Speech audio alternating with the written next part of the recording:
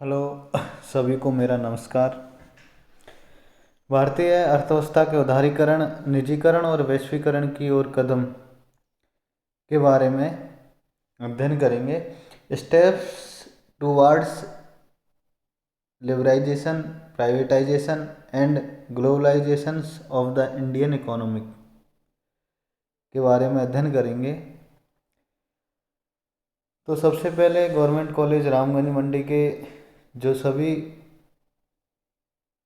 BCom first year के विद्यार्थी हैं उनके लिए यह वीडियो अत्यंत उपयोगी है। तो देखते, अर्थव्यवस्था के योजनाबद्ध विकास में उत्पन्न दोषों के कारण 1991 के आर्थिक एवं वित्तीय संकट ने आर्थिक नियोजन एवं विकास की प्रक्रिया को ही झकझोर दिया था। सरकार ने अर्थव्यवस्था या सरकारी तंत्र के कठोर नियंत्रणों को से बाजार को संकुचित कर रखा था। लेकिन 1991 में जो आर्थिक संकट उत्पन्न हुआ और इस आर्थिक संकट से उभरने के लिए भारतीय अर्थव्यवस्था में जो आर्थिक सुधार उद्योग, कृषि, विदेशी व्यापार, परिवहन, संचार आदि के क्षेत्र में किया गया, उनकी जो प्रमुख विशेषताएं हैं उनको इस चैप्टर में उन विशेषताओं का विस्तार से अध्ययन करेंगे। तो भारतीय अर्थव्यवस्था में प्रमुख जो आर्थिक सुधार हुए उनमें थे औद्योगिक क्षेत्र में प्रमुख आर्थिक सुधार, वित्तीय बैंकिंग क्षेत्र में सुधार, पूंजी बाजार में आर्थिक सुधार, विदेशी व्यापार क्षेत्र में आर्थिक सुधार, राजकोषीय नीति एवं कर क्षेत्र में सुधार, परिवहन एवं संचार क्षेत्र में आर्थिक सुधार। तो 1991 की जो फाइनेंशियल क्राइसिस था उससे जो उभरने के लिए जो भारत सरकार ने जिन क्षेत्रों में सुधार किए उनमें सबसे पहला है औद्योगिक क्षेत्र में प्रमुख आर्थिक सुधार।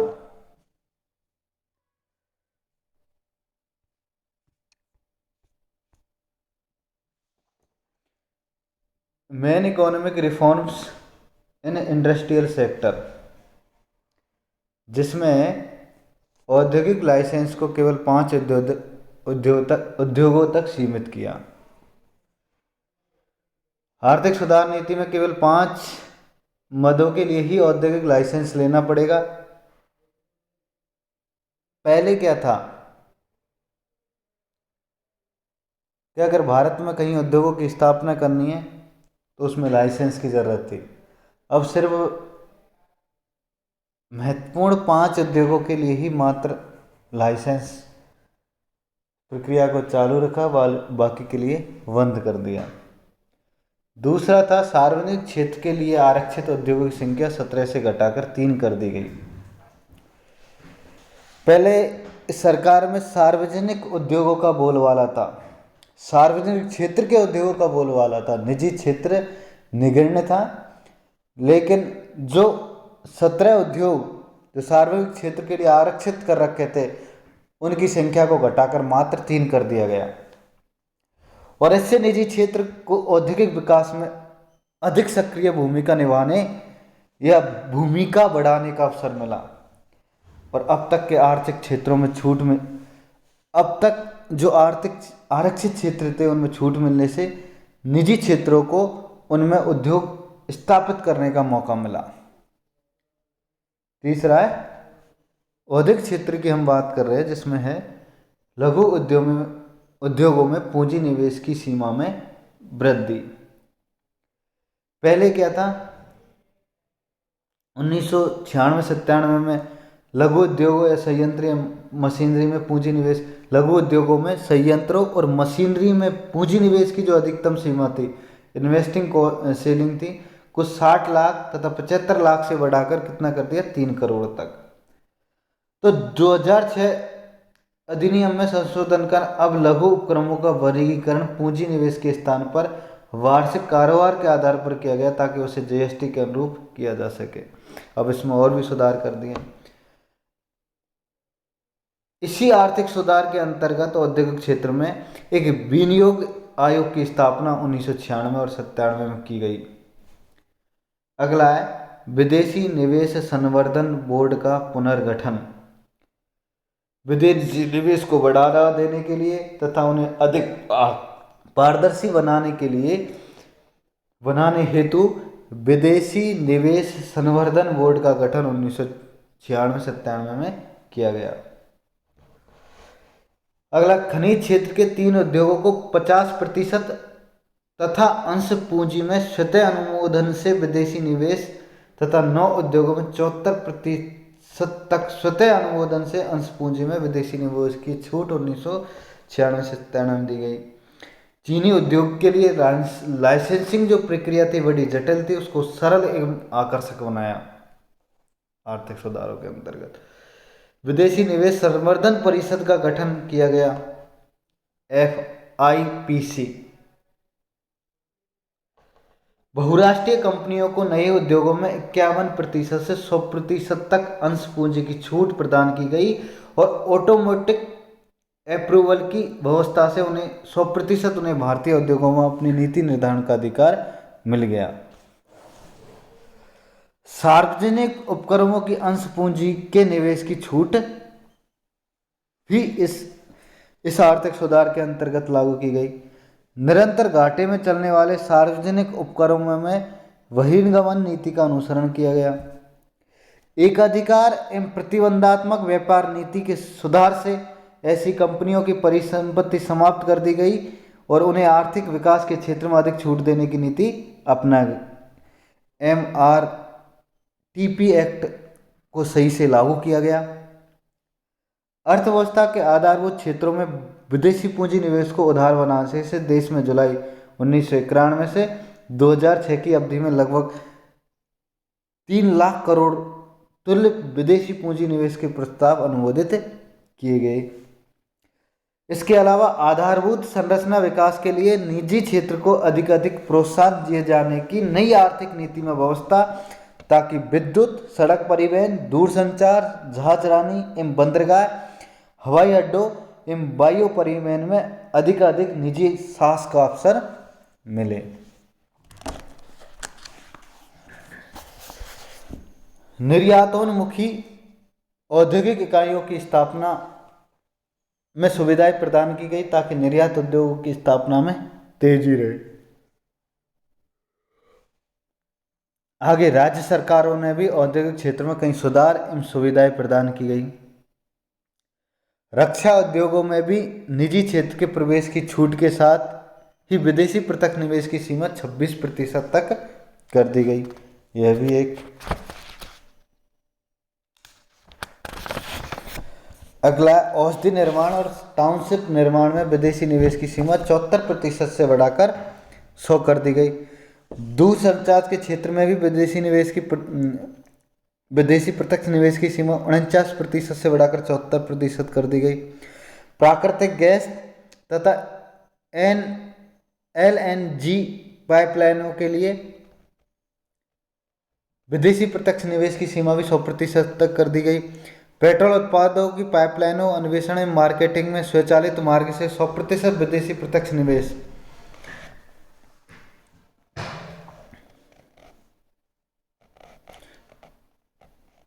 वैज्ञानिक एवं तकनीकी पत्रिका, पुस्तकों, जर्नलों के मुद्रण में कुछ शर्तों के साथ 100% विदेशी निवेश की छूट दे दी गई। तो इस प्रकार 1991 के जो आर्थिक सुधार हुए उनमें विदेशी निवेश पर पुरजोर तरीके से जोर दिया गया और प्रत्यक्ष विदेशी निवेश की सीमा को अनेक क्षेत्र में 100% तक कर दिया गया। अगला जो आर्थिक सुधार का बिंदु है वो है वित्तीय एवं बैंकिंग क्षेत्र में सुधार। Reforms in banking and financial sector. नवीन आर्थिक नीति के अंतर्गत भी आर्थिक उदारीकरण एवं सुधारों का दौर चालू किया गया, जिससे बैंकों एवं वित्तीय संस्थाओं का पूंजीगत ढांचा सुदृढ़ होगा और उनकी वित्तीय सहायता क्षमता में भी वृद्धि होगी। और इस क्षेत्र में जो सुधार किए गए वो निम्न थे। बैंकिंग क्षेत्र में वित्तीय संस्थाओं के लिए पूंजी पर्याप्तता आदर्श लागू किया गया। दूसरा, राष्ट्रीयकृत बैंकों को अंश पूंजी तथा बॉन्ड से पूंजी जुटाने के अधिकार प्रदान किए गए। बैंकिंग क्षेत्र में निजी क्षेत्र के बैंकों तथा विदेशी बैंकों की स्थापना की छोड़ दी गई। इससे 20 नए निजी बैंक स्थापित हुए और 44 विदेशी बैंकों को भी कार्य करने का मौका मिला। अगला, बैंकों में वैधानिक तरलता कोष SLR तथा नगद कोष अनुपात CRR में समयानुसार बदलाव की भी इसमें जो संभावना थी उसको बढ़ाया। उधार की न्यूनतम दरों में कटौती की गई। बैंकों को अपनी नई शाखाएं खोलने तथा विस्तार करने और आर्थिक दृष्टि से अनुपयुक्त शाखाओं को बंद करने की छूट मिल गई। बैंकिंग दरों में कई बार परिवर्तन किए गए। बीमा नियमन एवं विकास अधिनियम IRDA का गठन दिसंबर 1999 में संसद द्वारा पारित। इस अधिनियम से बीमा क्षेत्र में निजी क्षेत्र की भागीदारी तथा घरेलू बीमा कंपनियों में विदेशी निवेश की अधिकतम जो सीमा 26% तक निर्धारित थी उससे बढ़ाकर 49% तक किया गया। बैंकों तथा वित्तीय संस्था के बकाया था उनको वसूलने के प्रावधान किए गए। बैंकों को अलग अलग अवधियों के ऋण के लिए अलग अलग PLRS की अनुमति दी गई। जनधन योजना प्रारंभ की गई। तो इस प्रकार बैंकिंग क्षेत्र में भी प्रमुख अनेक आर्थिक सुधार हुए। उसके बाद पूंजी बाजार में आर्थिक सुधार, रिफॉर्म्स इन कैपिटल मार्केट। भारतीय पूंजी बाजार के समुचित एवं पर्याप्त विकास के लिए कई आर्थिक सुधार लागू किए गए, जिनमें 1992 में सेबी की स्थापना हुई और उसे पूंजी बाजार को नियंत्रित करने का अधिकार मिल गया। 1997 के पूंजी निर्गमन नियंत्रण अधिनियम को परिवर्तित कर कंट्रोलर ऑफ कैपिटल इश्यूज कार्यालय को समाप्त कर दिया गया तथा सेबी से अनुमोदन के बाद कंपनियों को पूंजी बाजार में प्रवेश की छूट मिल गई। तो इस प्रकार पूंजी बाजार में भी अनेक आर्थिक सुधार हुए। अगला, विदेशी व्यापार क्षेत्र में आर्थिक सुधार।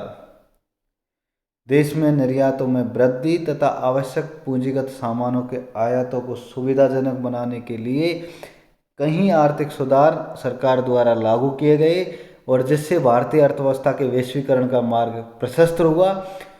और इसमें थी भारतीय रुपये का 18% अवमूल्यन जुलाई 1991 में 2 चरणों में किया गया ताकि निर्यात बढ़ाने में मदद मिले और आयात महंगे हो जाए और जिससे विदेशी व्यापार घाटे में भी कमी आवे।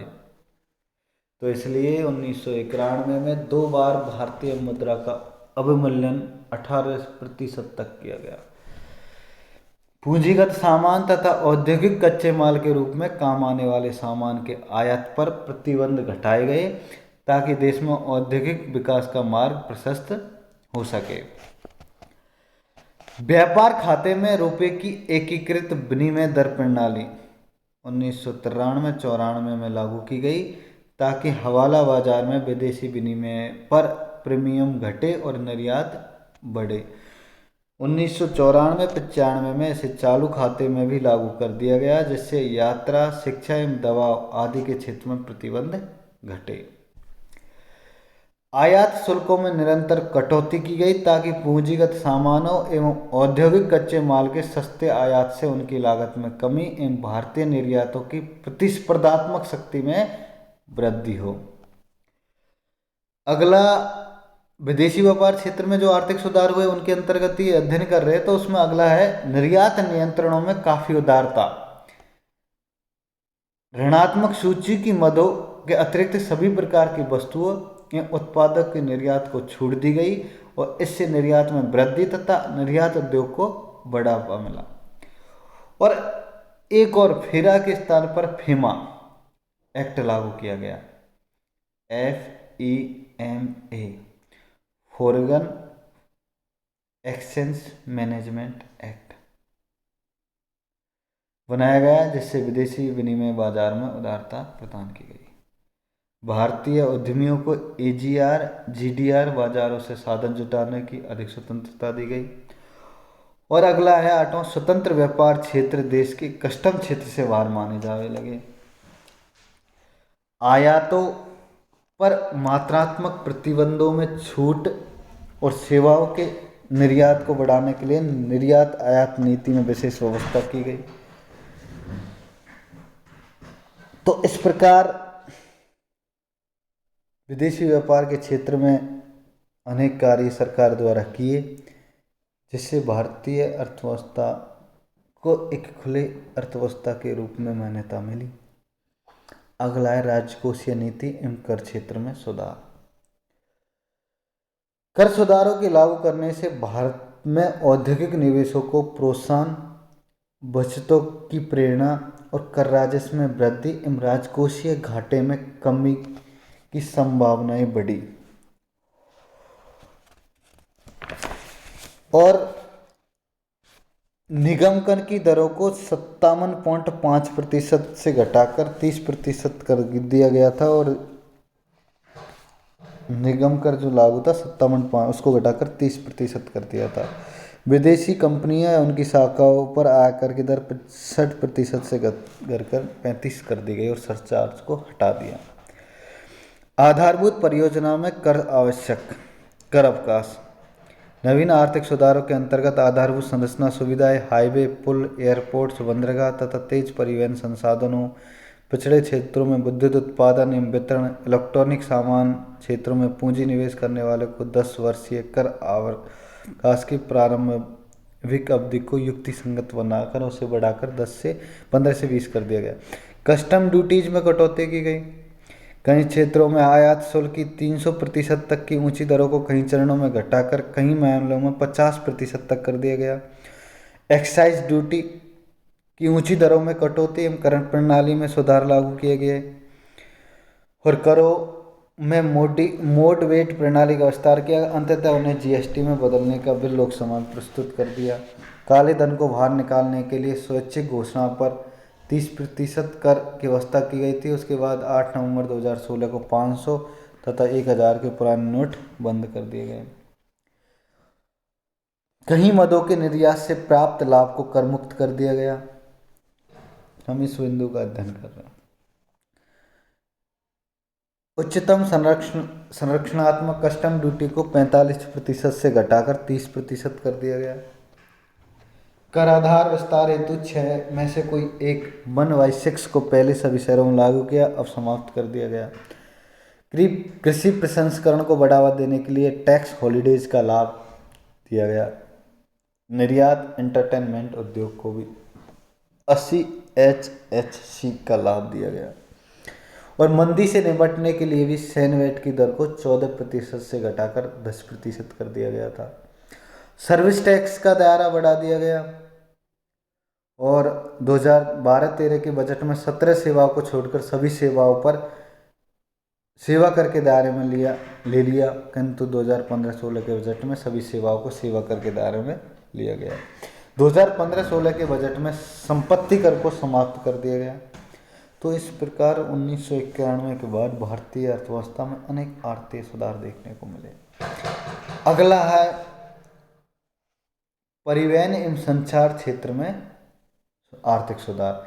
Economic reforms in transport and communication sectors. और इस क्षेत्र में भी आर्थिक सुधारों का बोलबाला खूब रहा और दूरसंचार सेवाओं को निजी क्षेत्र के लिए खोल दिया गया। मूल्य वर्धित सेवाएं, वैल्यू एडेड सर्विसेज निजी क्षेत्र में देने के साथ साथ उनमें 51% भागीदारी की भी अनुमति प्रदान की गई। सड़क परिवहन के क्षेत्र में सभी राज्यों में पथ कर की समाप्ति और कई राज्यों में चुंगी समापन और निजी क्षेत्र की फर्मों के हाईवे क्षेत्र में प्रवेश के लिए MRTP प्रावधानों में छूट दे दी गई और उन्हें नेशनल हाईवे, पुलों एवं टर्नलों पर फीस तथा शुल्क वसूल करने का अधिकार देने की व्यवस्था की गई। इसलिए 1991 से लेकर अब तक भारतीय अर्थव्यवस्था में अनेक सुधार देखे गए और प्रत्यक्ष विदेशी निवेश की सीमा के अंतर्गत शिपिंग, इंटरनेट, कोरियर, एयरपोर्ट क्षेत्रों में 74% से बढ़ाकर 100% कर दी गई। और इसमें अंत में रोजगार वृद्धि हेतु कौशल विकास कार्यक्रमों को बढ़ावा दिया जा रहा है। रोजगार वृद्धि हेतु कौशल स्किल डेवलपमेंट प्रोग्राम को भी अब आर्थिक सुधारों में शामिल किया। तो इस प्रकार उदारीकरण, निजीकरण और वैश्वीकरण के इस दौर में भारतीय अर्थव्यवस्था ने भी एक खुली अर्थव्यवस्था के रूप में अपनी पहचान स्थापित की और आज भारतीय विदेशी व्यापार अनेक देशों के साथ सुचारू रूप से संचालित है। और आज के लिए बस इतना ही। इससे अगला जो वीडियो है हम नेक्स्ट डे सुनेंगे, तैयार करेंगे। धन्यवाद।